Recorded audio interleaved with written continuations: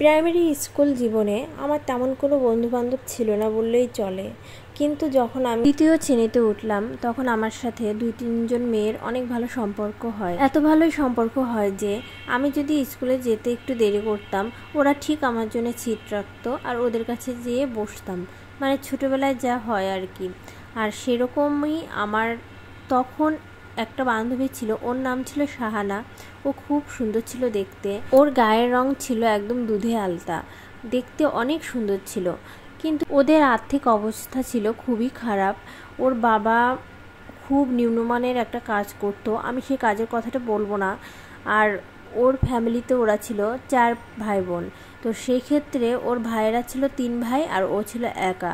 আর যেহেতু পরিবারের সবাই ছোট ছোট ছিল, ও 3তে পড়তো আর ওর ভাইয়েরা কিন্তু কোনো ক্লাসেই পড়তো না, একদম ছোট, মানে একটার পর একটা এরকম। ওর সাথে আমার যখন পরিচয় হয় আমি কিন্তু তখন বান্ধবীর মানেটা বুঝতাম না, একদম ছোটোবেলায়। যখন 3তে উঠি তখন একটু একটু করে বুঝলাম যে একসাথে পড়ি, যার সাথে যার খুব ভালো সম্পর্ক তাকেই বান্ধবী বলে।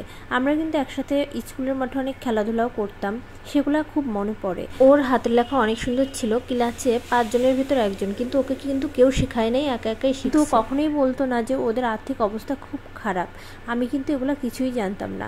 কিন্তু যখন থেকে ওর আর আমার মধ্যে কোনো যোগাযোগ থাকলো না, তখনই আমি অন্যদের কাছে জানতে পারি যে ওদের আর্থিক অবস্থা এতই খারাপ ছিল যে ও ইচ্ছা থাকলেও ওর পড়াশোনা আগানো সম্ভব হয়নি। আর সেটা অনেক বছর আগের কথা। 3টা ভালোভাবেই কমপ্লিট করলো, কিন্তু যখন 4-এ উঠলো লাস্টের দিকে, যখন ফাইনাল পরীক্ষা ছিল তার কিছুদিন আগে থেকে ও স্কুল আসা বন্ধ করে দিল। আর ওর জন্য আমার খুব মায়া লাগতো, কারণ ও দেখতে যেমন সুন্দরী ছিল, ওদের পারিবারিক অবস্থা ভালো ছিল না, যার জন্য আশেপাশে কিছু বখাটে ছেলে ওকে ভীষণ পরিমাণে ডিস্টার্ব করতো। এর মাঝে আমি একদিন শুনি যে ওর নাকি বিয়ে হয়ে গেছে। আমি শুনেও খুব কষ্ট পাই, কারণ ওর সাথে কিন্তু ও হঠাৎ করে স্কুল আসা বন্ধ করে দেয়। ওর সাথে আমার শেষ কোনো কথাও হয়নি, কোথায় কার সাথে কিভাবে বিয়ে হয়েছে এগুলো আমি কিছুই জানতে পারি না। তবে ওদের বাড়ির পাশে থেকে একটা মেয়ে আসতো, আমি ওর থেকে একটু একটু করে শুনতাম যে ও কেমন আছে। আর আমি শুনেছিলাম যে ওর নাকি 3টা বাচ্চা কাচ্চা হয়েছিল মাত্র 3 বছরের ভেতর।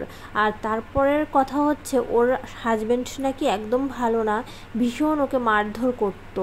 কিন্তু আমি এই খবরগুলা মাত্র এসএসসি পরীক্ষা দিয়েই আমি ওইখান থেকে চলে আসছিলাম, ওই পর্যন্তই ওর খবরটা নিতে পারছি। এরপর থেকে আর নিতে পারিনি, কারণ তখন মোবাইলের যুগ ছিল না, কারোর মোবাইলও তখন মানে নাম্বারও আনতে পারিনি সাথে করে যে পরবর্তীতে শুনবো। আমার খুবই মায়া লাগে ওর জন্য। ও কেমন আছে, কোথায় আছে, ভালো আছে নাকি, আমি এগুলো কিছুই জানি না। আবার একটু রাগও হয়, কারণ ওই স্কুলে আসবে না, ওর বিয়ে হয়ে যাবে, এই কথাটা অন্তত আমাকে বলতে পারতো। যাই হোক, ও যেখানেই থাকুক ভালো থাকুক।